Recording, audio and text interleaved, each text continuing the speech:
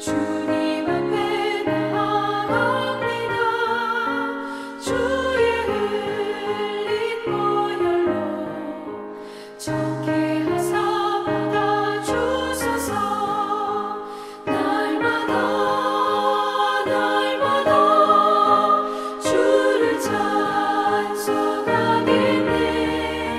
주의 사랑 줄로서 나를 굳게 잡아매소서. 괴로운 세상 지낼 때 나를 인도하여 주소서. 주를 믿고 나가면 나의 길을 잃지 않겠네. 날마다 주를 찬송하겠네. 주의 사랑 줄로서 나를 굳게 잡아매소서.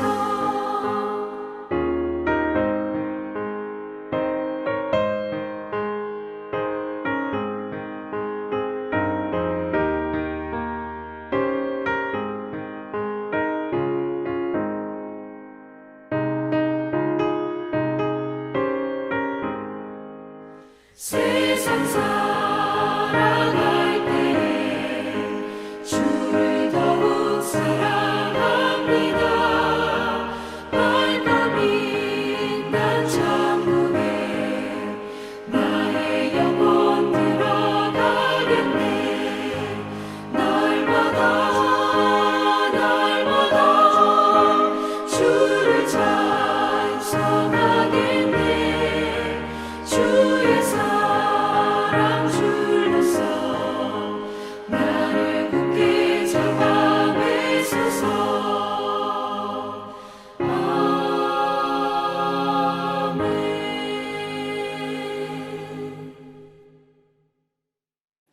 오늘 우리에게 주신 하나님의 말씀 마태복음 9장 14절부터 26절의 말씀입니다. 신약성경 13쪽입니다.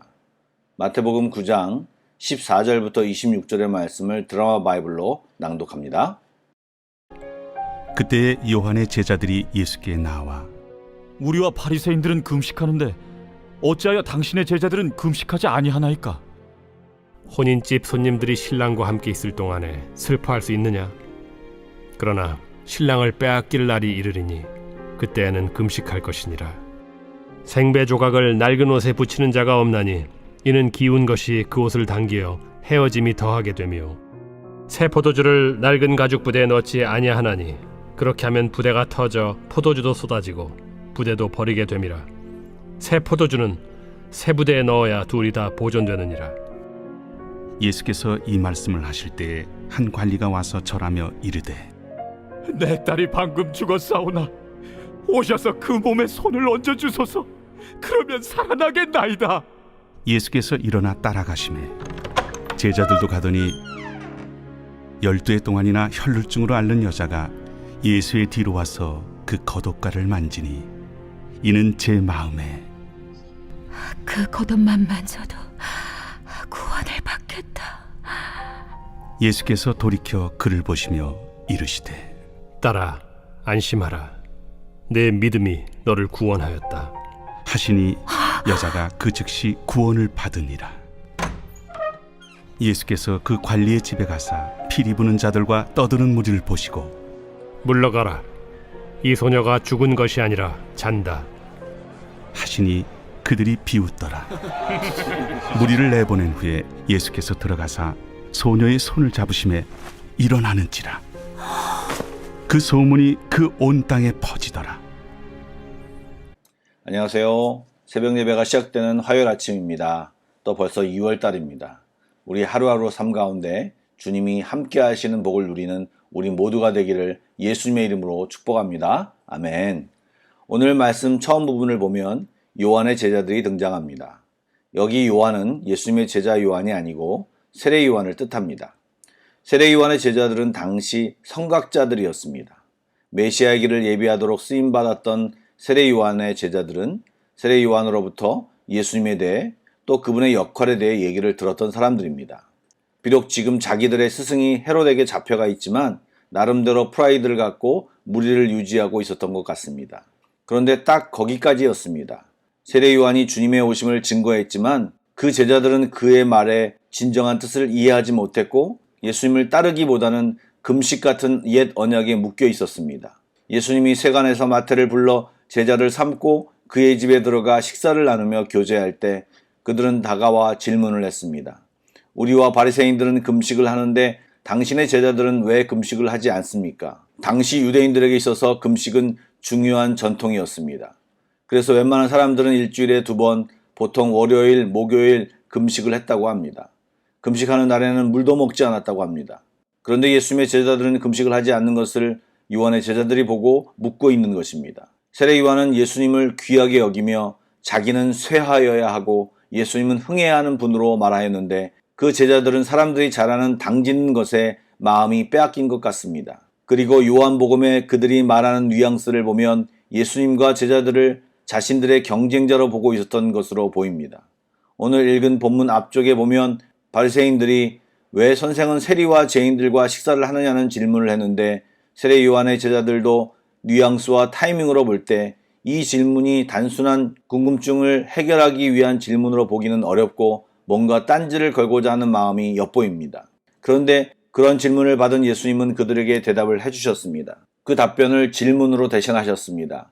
혼인집 손님들이 신랑과 함께 있을 동안에 슬퍼할 수 있느냐라고 물으셨습니다. 이것은 이사야서 62장 표현을 기억하게 하는데 그 말씀을 잘 읽어보면 혼인을 이스라엘이 포로에서 귀환하여 하나님과 관계가 회복되는 것으로 표현하고 있습니다. 그러기에 지금 죄인들과 함께 먹고 마시는 것은 신랑 대신 하나님이 오셔서 죄로 인해 포로되었던 아내 이스라엘을 회복시키고 계시는 의미를 뜻합니다. 즉 예수님이 신랑 대신 하나님이시고 예수님과 함께 식사하는 세리와 죄인들 그리고 제자들은 회복된 이스라엘을 상징하는 것입니다. 이렇게 예수님을 통해 이스라엘의 회복이 시작되었는데 예수님의 정체성을 알아보지 못하였기에 이스라엘의 회복도 알지 못하고 옛 습관인 금식을 계속하고 있었고 그리고 요한의 제자들은 그것을 자신들의 의로 고백하고 있는 것입니다. 물론 제자들도 예수님이 십자가에 돌아가시고 잠시 동안 금식할 때가 있겠지만 부활하셔서 다시 살아나시면 그럴 필요가 또 없다고 말씀하십니다.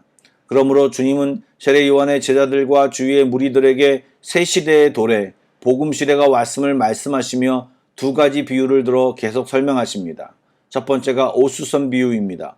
새로운 생배 조각을 낡은 옷에 붙이는 자가 없는 이유는 새 것과 오래된 것의 수축 상태가 틀리기 때문에 그렇게 하지 않습니다.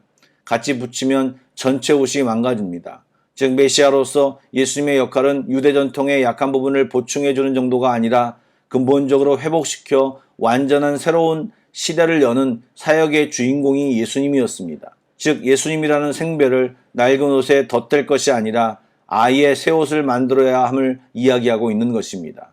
2번째는 포도주와 가죽부대 비유입니다. 포도주는 가죽부대에 담으면 숙성되어 포도주에서 나오는 가스로 가죽부대가 팽창하기 때문에 부대가 한계점까지 늘어나게 됩니다. 이렇게 최대치까지 늘어난 낡은 부대에 새 포도주를 넣으면 낡은 가죽부대는 터져서 포도주를 쏟게 되고 부대는 버리게 됩니다. 예수님은 구약 율법을 성취하러 오셨으므로 예수님을 구약 율법에 종속시키려 하면 모든 것을 망치게 됩니다. 그러므로 예수님이 율법을 성취하러 오신 분임을 깨달아 예수님의 말씀과 사역을 새로운 기준으로 받아들이는 것이 합당한 것입니다. 그렇다고 율법을 폐기하는 것이 아닙니다.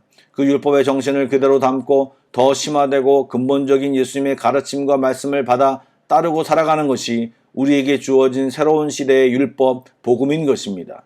그것이 무엇입니까? 마태는 자연스럽게 그 방법을 이야기로 꺼냅니다. 바로 한 관리가 예수님을 찾아옵니다. 마가복음을 살펴보면 이 사람이 회당장 야이로임을 알 수 있습니다. 그는 예수님께 자기 딸이 다 죽게 되었으니 딸의 몸에 손을 얹어 살려달라고 요청합니다. 이에 예수님이 그것을 허락하시고 회당장을 따라가십니다. 그런데 가는 도중에 혈루증 걸린 여인이 예수님의 겉옷가를 만져 병이 나는 상황이 벌어집니다. 예수님은 다 죽어가는 아이를 치유하러 가시는 급박한 상황 시간 속에서도 걸음을 멈추시고 그 여인을 부르셨고 그 여인의 믿음을 사람들에게 말하시며 그 여인에게 내 믿음이 너를 구원하셨다라고 말씀하셨습니다. 혈루증 걸린 여인이 잠시 믿음이 생겨 예수님의 옷을 만진 것이 아닙니다. 21절에 보면 여인은 마음속으로 예수님의 겉옷만 만져도 구원받겠다 생각했는데 이 생각이 미완료형으로 되어 있습니다. 다시 말해 예수님이 나를 구원해 주신다라는 믿음을 지속적으로 가졌고 돌에 맞아 죽을 각오를 하고 예수님의 옷에 손을 대었던 것입니다.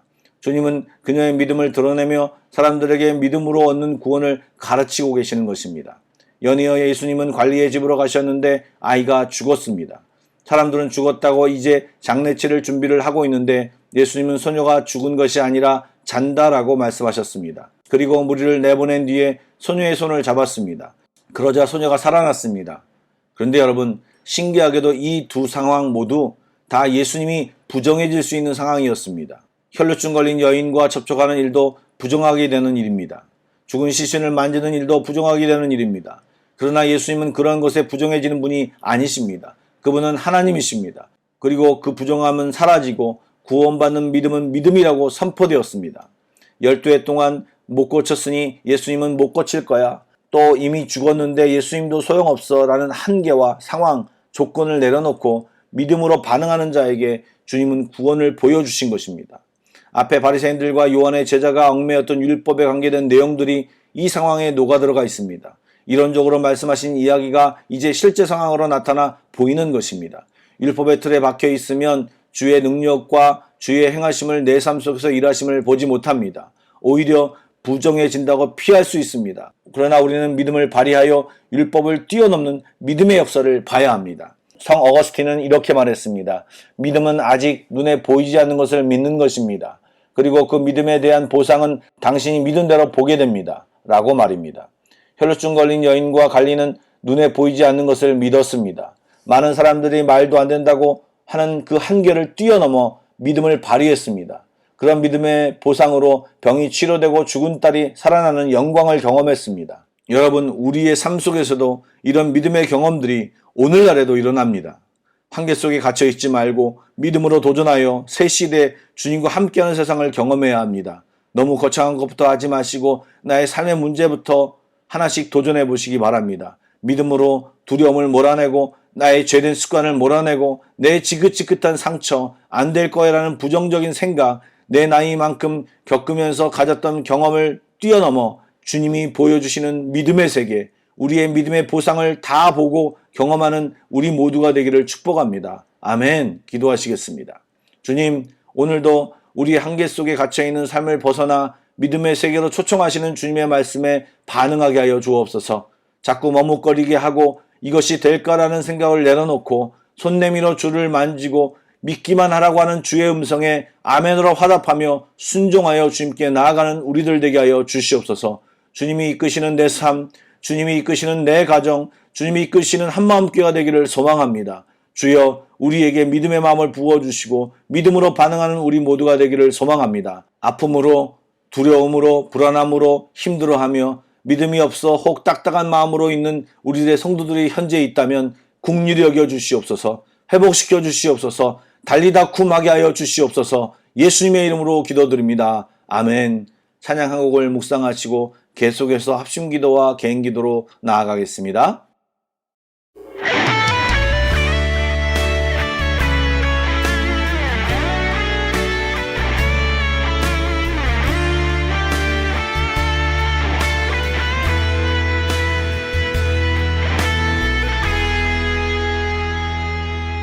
내게 허락하신 시련을 통해 나의 믿음 더욱 강하게 자라나고 험한 산과 골짜기 지나는 동안 주께 더 가까이 나를 이끄시네. 내가 겪는 시험이 어렵고 힘겨워도 내 주님보다 크지 않네.